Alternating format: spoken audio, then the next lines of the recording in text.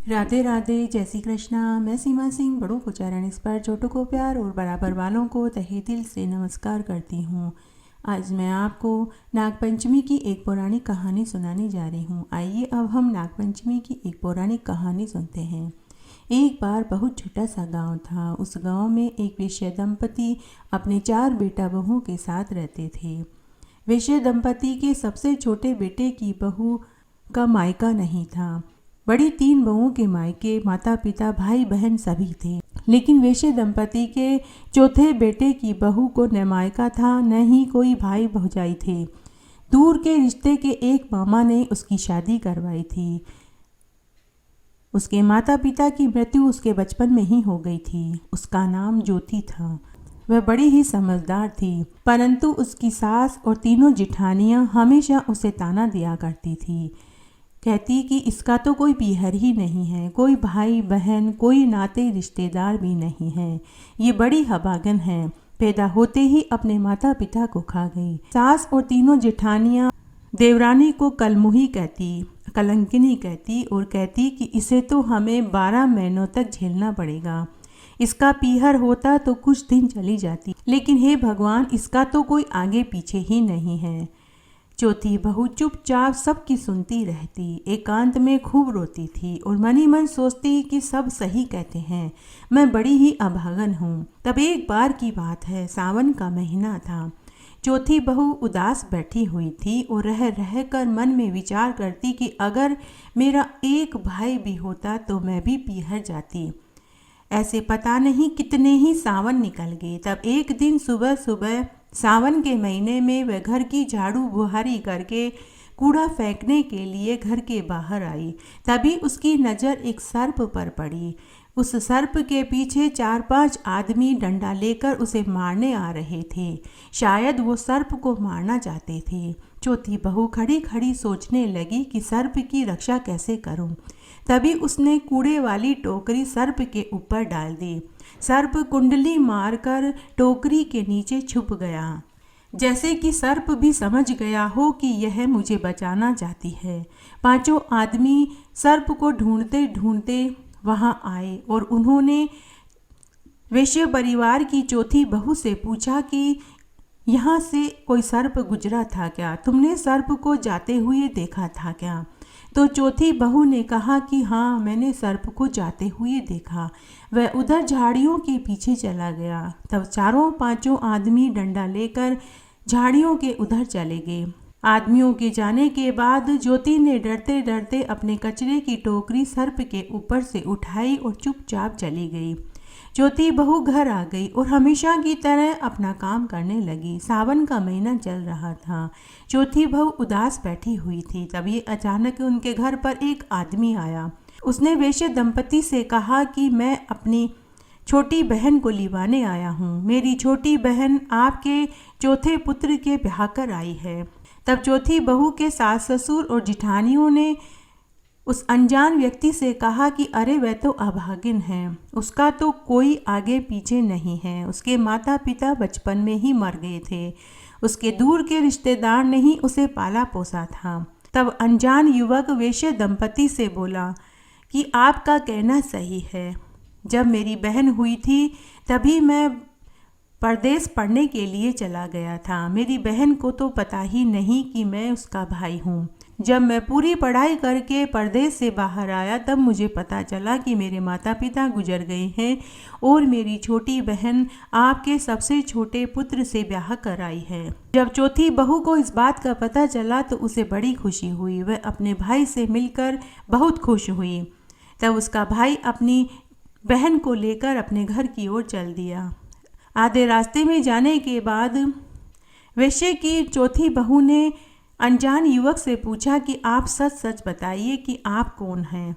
अनजान युवक अपनी बहन की घबराहट को पहचान गया और वह बोला कि बहन, तुम चिंता मत करो, मैं वही सर्प हूँ जिसकी तुमने जान बचाई थी। मैंने पता लगा लिया कि तुम्हारे जीवन में भाई का अभाव है। मैं उस कर्ज को चुकाना चाहता हूँ। ऐसे बातें करते करते वे एक पहाड़ी के पास पहुँच गए। तब आदमी वेश में सर्प देवता बोले कि बहन, तुम थोड़ी देर के लिए अपनी आंखें बंद कर लो, मैं तुम्हें पाताल लोक में मेरे घर ले जा रहा हूँ। तब चौथी बहू ने आंखें बंद कर ली। कुछ ही पल में वे एक आलीशान महल नुमा मकान में पहुंच गए।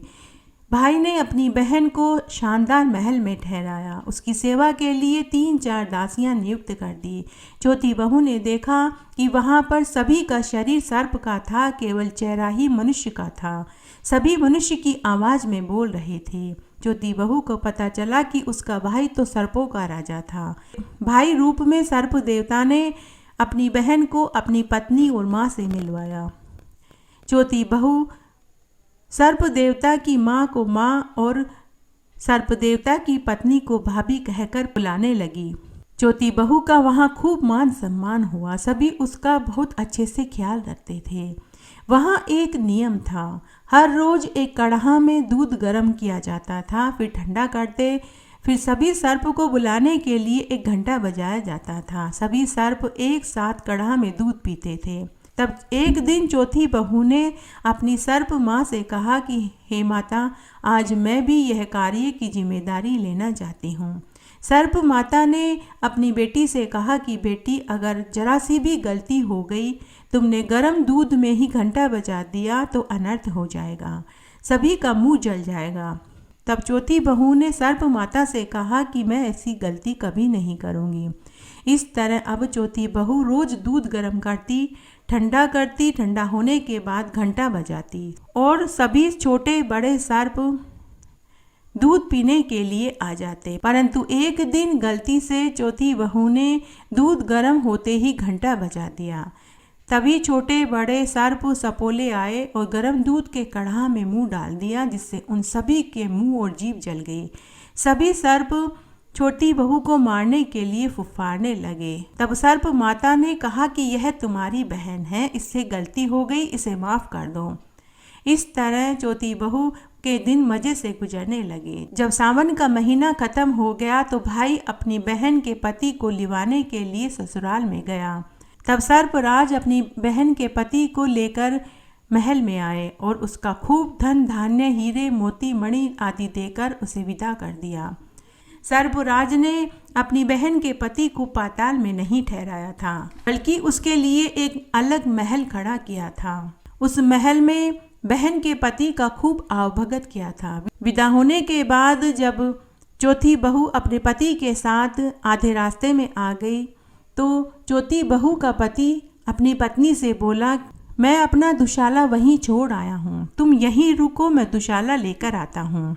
तब चौथी बहू ने अपने पति को बहुत मना किया कि मेरे भाई और भाभी ने हमें बहुत सारा धन दौलत दिया है, अगर एक दुशाला वहाँ रह गया है तो कोई बात नहीं, हम दूसरा दुशाला खरीद लेंगे। लेकिन उसका पति नहीं माना और वह बोला कि वह दुशाला मेरे लिए बहुत ही भाग्य वाला है, वह मेरा प्रिय दुशाला है, इसलिए मैं दुशाला लेकर आता हूँ, तुम यहीं खड़ी रहो।